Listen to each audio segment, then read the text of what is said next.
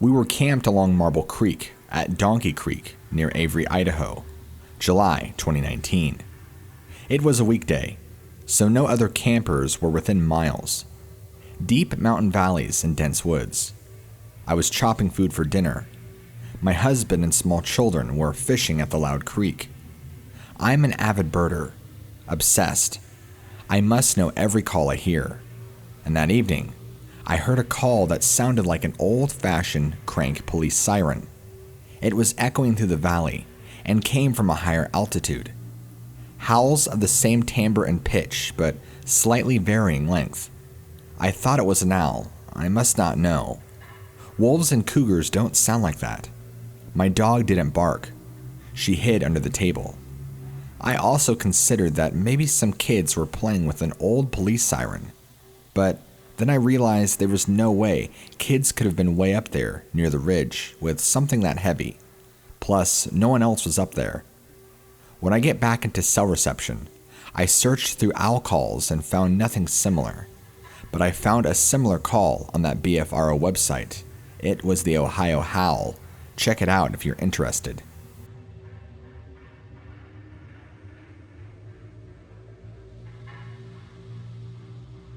My friend was driving my Lincoln Continental while I was sleeping.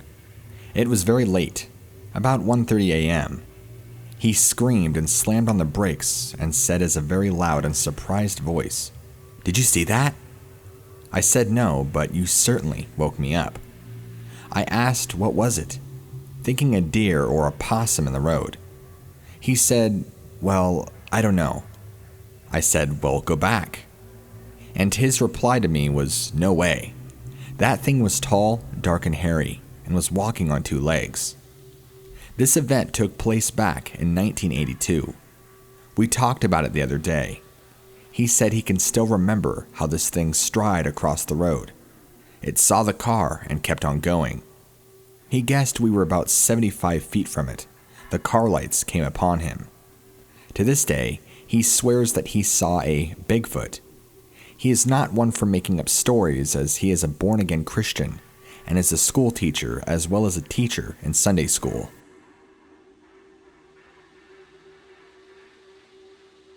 I was playing with my dogs about 200 feet from the campfire right before sunset.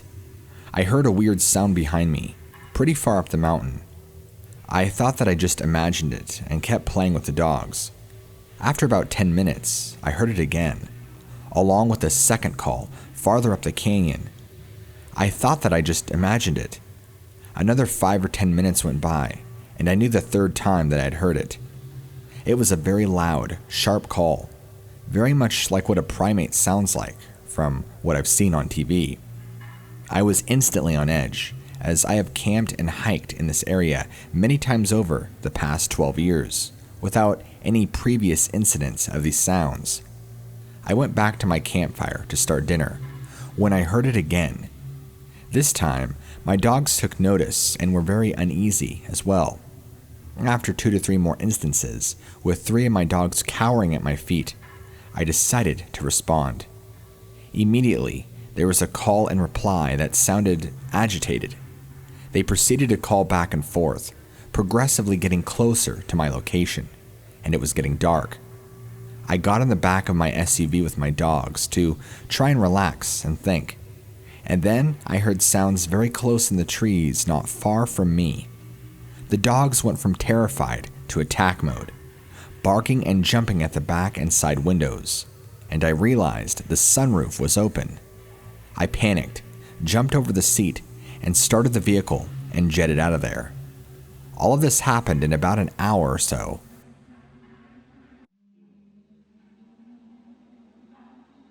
Either late August or early September 1982 or 1983, at the opening of archery season. Several friends and myself were camping near Elk Valley with our dads at our annual bow camp. One morning, we started our hunt at the top of a thick area of timber. I had never been in this area before, but my instructions were to make my way through the forest and walk straight downhill.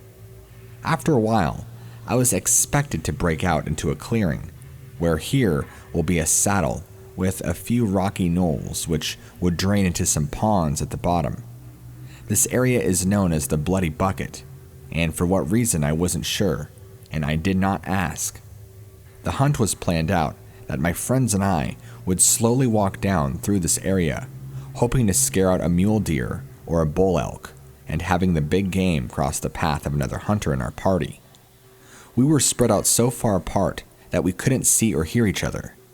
As I made my way into the opening, everything was just as described to me. I could see where I needed to end up and meet even though it was a ways away. I came right out in the middle of an opening and walked down to a rocky area, stopped to take a breather and look around. All of a sudden, to my left, about 100 yards away, I saw what appeared to be 3 erect dark brown beings walking down a trail near the trees as if they were in a hurry. They were in order of height, with the tallest leading the way. Then a slightly smaller one followed by the smallest of the 3, which was trying hard to keep up with the other 2. As I took a deep breath to gather myself to see if what I was experiencing was what I thought it was, the leader turned around and waved his or her arms in a manner as if to tell the smallest one to hurry up. They continued to speed walk into the timber and faded away. I was very shocked, nervous, and somewhat frightened. My heart was pounding, and I just sat there in amazement for about 15 minutes. I didn't go down to see if I could see any sign of what I just experienced. I just went down to the bottom like I was supposed to, and didn't mention a word to anyone. I don't think anyone would have believed me anyway. A few years went by, and I met up with one of my friends that I was hunting with that day. I was relieved when he told me, "Do you remember that year when we hunted the Bloody Bucket in Elk Valley?" Well, I've got something to tell you. He went on to describe to a T what I saw that day. It turns out that he was just a little ahead of me, and to my right, in the trees about 75 yards. Neither one of us knew that we were so close to each other, and witnessed the same thing. It would have been nice to have somebody to back me up. Ever since then, I've told a few people. I also heard that same summer, there had been a sighting near a reservoir which was a few miles west of Elk Valley.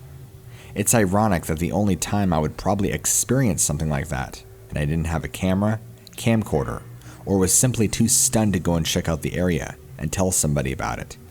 No sounds were heard, no real proof that this happened, just my own word. I remember it like it was yesterday.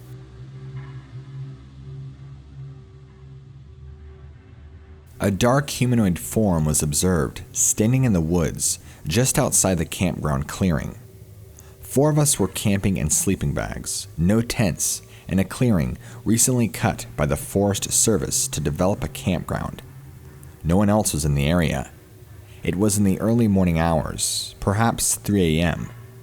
My best friend and I had been talking about the strange atmosphere of the place, and our wives were asleep. I was just dozing off when I suddenly felt myself jarred awake by a powerful feeling of a nearby presence watching us. I sat bolt upright and looked directly at a large humanoid form standing at the edge of the woods, about 100 feet away. He, or it, was totally black. I could see no features, but the form was perfectly clear. At this point, my friend sat and looked in the same direction. "Do you see what I see?" I asked him. "I sure do," he replied. We continued staring at it, and it at us, for several minutes. Then I somehow got the message that it wasn't going to bother us, but if we didn't bother it. I told my friend that we should just lie down and go to sleep. He agreed, and this might be the strangest part. We both fell asleep instantly. At the time, I never heard of Bigfoot. I don't know what this being was, and still don't. It could have been a Bigfoot. There are a lot of limestone caverns in the area, and it was still very wild then. We didn't smell anything or hear any unusual sounds.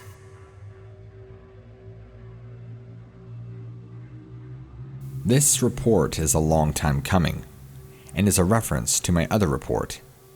I was camped with my dad and friends at our annual bow camp during the Labor Day weekend in the fall of 1981, or 1982. This particular day, our fathers let us out of the truck along the Elk Valley Road and told us to spread out and hunt up over the ridge and down through an area known as the Bloody Bucket. They would pick us up on the other side. As I started to descend down the ridge toward a beaver pond, I saw 3 figures standing on the edge of a beaver pond.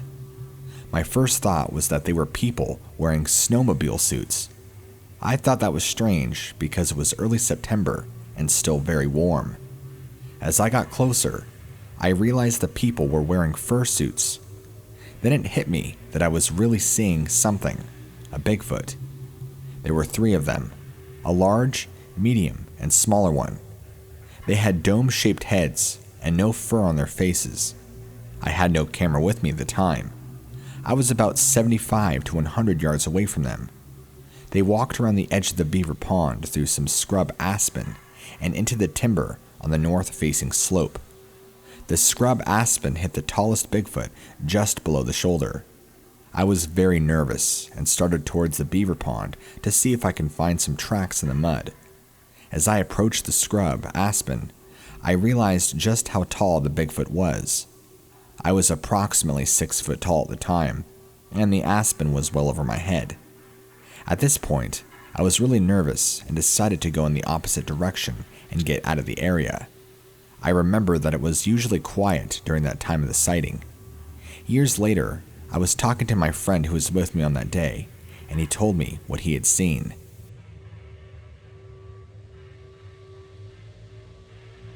Near Crouch, Idaho, Valley County, about 20 or so miles up Road 698, is Boiling Springs Campground, and a few hundred yards away is a Forest Service cabin and a creek right next to the campground. On November 1st, 2009, around 8 p.m., we saw something between the trees between our site and the restroom. It was walking back and forth in the clearing and swaying back and forth in the same spot when it stopped to better see us through the opening in the trees. Nothing occurred to us except it maybe had been someone, but we were the only campers for miles. The following year, in October 2010, around 10 p.m., at the same location, we were getting spooked by the area for no reason, and we actually packed up and left again when there were no other campers, and we heard what sounded like a large boulder about 100 yards away hit the ground with a great thud. No boulder rolling or crashing down a hill like that, but it was thrown or dropped out of air. No smells or sightings, except a few possible 11-inch tracks in the dirt a month prior while hunting in the area. The other incident was quite interesting as well. Nearest city is Boise in Boise County, going up Road 268, up past Arrow Rock Dam towards Atlanta. Willow Creek Campground. It was around the end of August and about 2 a.m. My wife woke me up for about an hour and a half, or on and off, and we heard what sounded like wood knocking in 3 different locations surrounding the campground. I explained to her what I thought it was and not to worry. It appeared that they were taking turns knocking 3 to 4 times apiece, random order. Nothing else noted.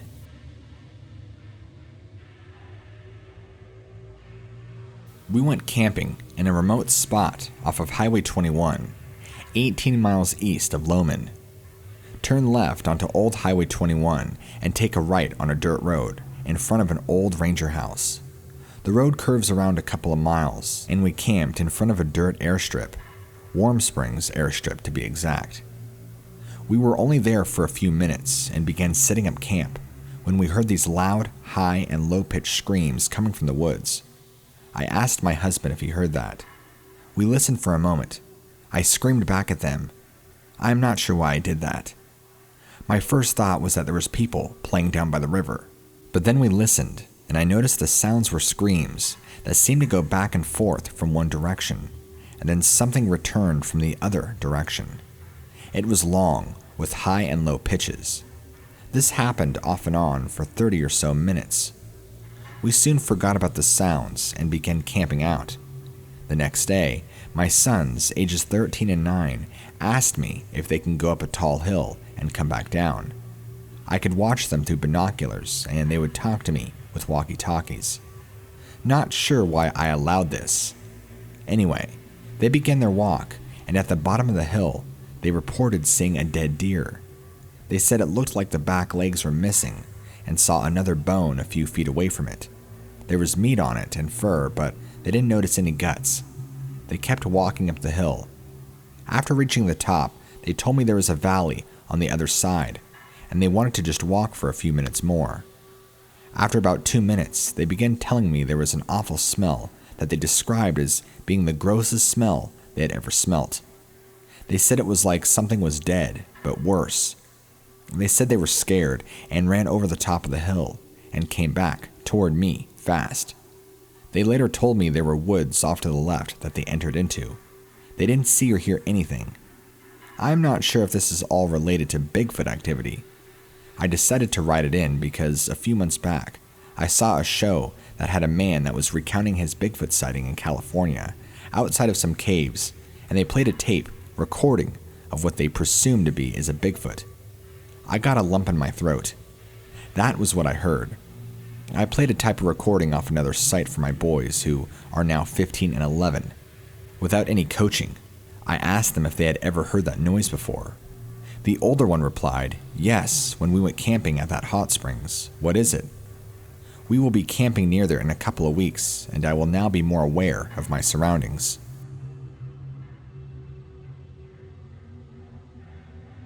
June 2009, above Crouch, Idaho. It was mid-afternoon, and my husband and I were riding our ATV and dirt bike. Dave was about 200 yards ahead of me, and we didn't have sight of each other. We were on the main forest road that leads up to the mountain, past the turnoff to Silver Plunge. The road gets a bit windy up there, and so we didn't see each other. I was coming up to a curve in the road, where my left is the embankment down to the river, about 40 feet, and a cliff to my right. The only flat part was the road. It happened so fast. I came around a bend and saw a huge dark figure on 2 legs, upright, bounding right up the mountain side to my right. The sound of the branches snapping was louder than my motor. I kept driving about another 100 yards, around another bend, trying to catch up to Dave, who was sitting on a quiet bike with his helmet in his hand, wearing a puzzled look. "Did you see that?" I yelled, struggling to get my helmet off. He said, "Yeah, it was huge, hairy, and fast." We drove back to see where we both saw it separately, and there was evidence of something climbing up the steep mountain. Dave saw it bound up the riverside embankment and crossed the road as soon as he passed it. I saw it when it was going up the mountainside. We both know what we saw: a Bigfoot.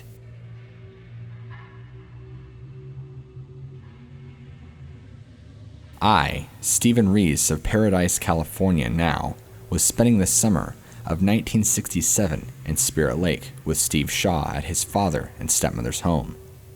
Mr. and Mrs. Ruth Shaw, we, Steve and myself, were buckling bales of hay at the Harold Glaub farm, some 10 to 15 miles away. We were in Dale's red 1956 Ford PU, and we were coming back to the Spirit Lake on a narrow, dusty road. It was not far from the Glaub farm, and the road had a thick growth of lodge pine on the other side of the road. This is where the hair on the back of my neck started tingling, which prompted me, sitting in the middle, to turn around and look behind me. What I saw was quite a tall, long-haired bipedal mammal, with the hair from head to toe, complete 4 steps to get across the road. As soon as we passed the place it came out onto the road at, it made it across before the distance and dust hid it from view. I kept this a secret for all these years because I was trying to protect it from the harm that was widespread back then. It never looked at us at all. Complete disregard as to our passing. Never mentioned this to either Steve or Dale, so I don't know if either one of us saw it in their mirrors. I was separated from them some days later as I was put on a bus with some of my other California friends, and Steve's brother Bruce had taken up a collection of money for gas to make a trip from San Francisco Bay Area to Spirit Lake to beat a letter from Steve's mom had mailed to Mr. Shaw to keep Steve in Idaho. I have not seen Steve since. In 1993, my wife and I made a trip to Spirit Lake to find Steve. We managed to find Dolly to try and get a message to Steve. We ran into the town historian, and when I explained who I was, she instantly remembered all the details of that summer. She is middle-aged and delivers newspapers. Very nice person. It was Boots and his black Model A4 that he drove backwards to show us where Dolly lived. All this info we'll check out. I also wish no harm to ever come to these beings, whatever they are.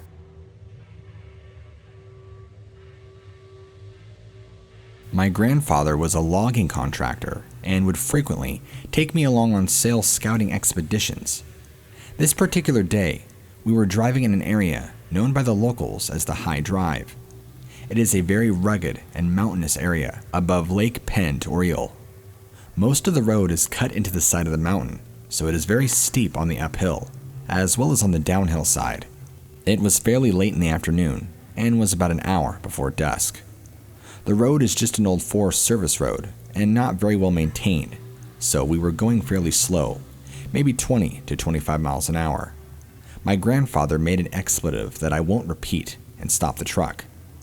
In front of us, across the road, ran a huge hairy animal. It ran down the uphill side of the road, crossed in front of us, and ran right downhill. This took all of about 2 to 3 seconds that I saw, although my grandfather, who was always on the lookout for game, must have seen it sooner than I. I remember that it was dark-colored and hairy with long arms that swung sort of in an exaggerated way. At the time, it looked 20 feet tall.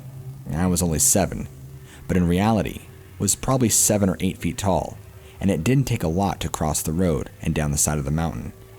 It maybe took 2 or 3 strides to accomplish that, and it was fast. My grandfather grabbed his rifle and jumped out to see if he could see it going down the hill, but he didn't. I can tell you that I was plenty scared. It definitely was not a bear or anything we had ever seen before.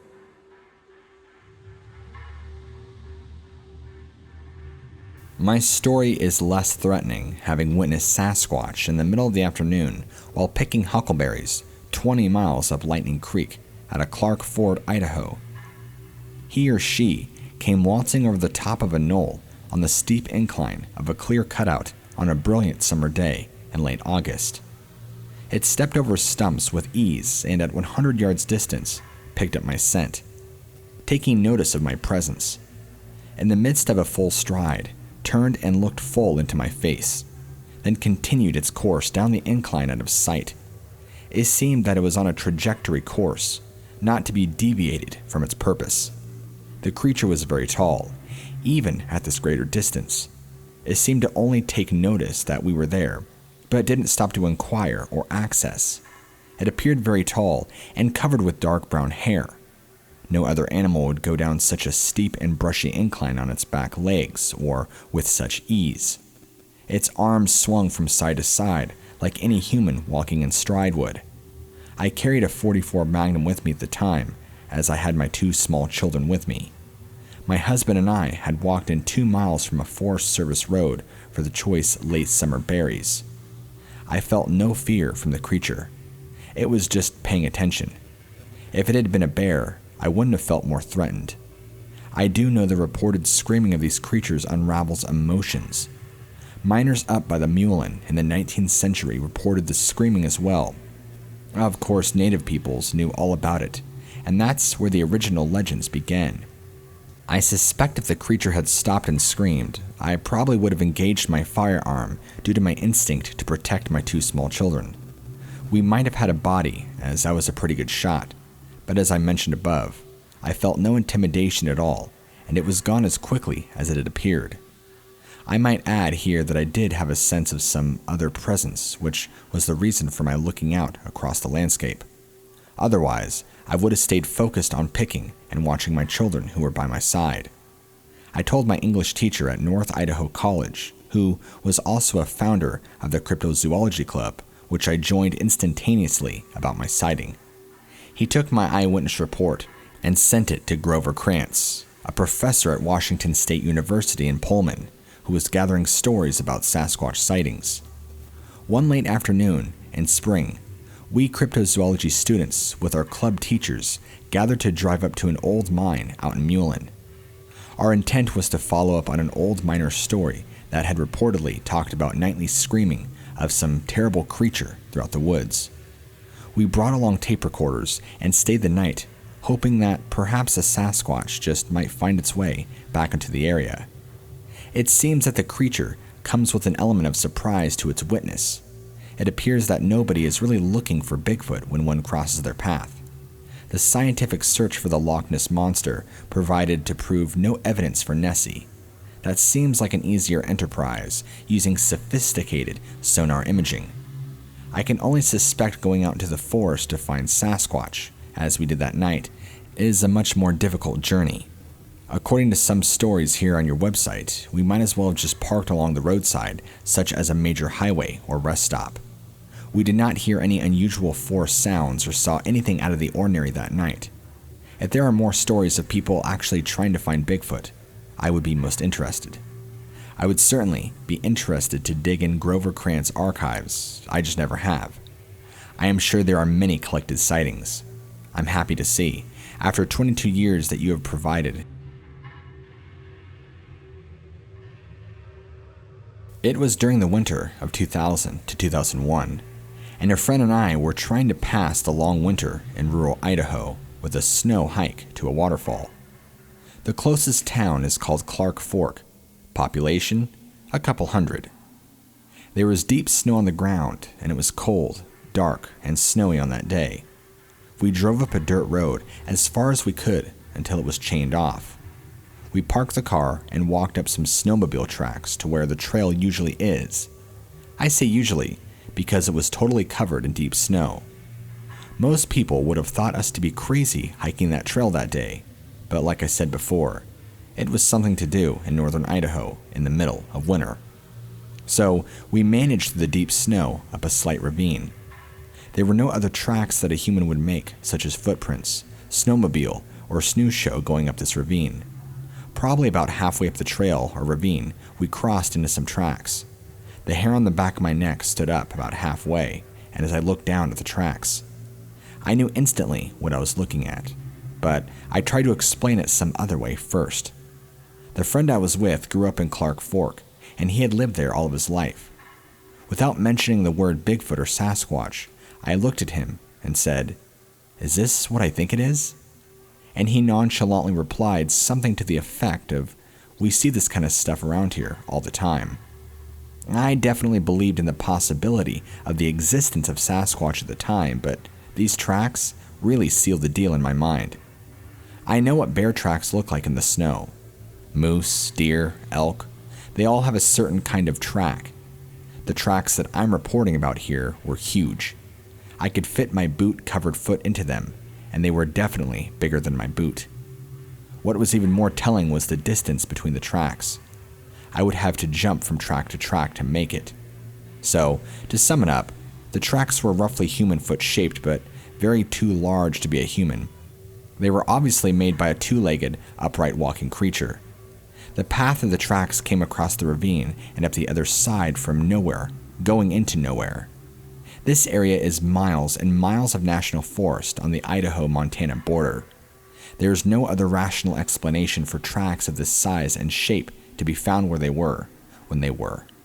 Believe it or not, but I know what I saw.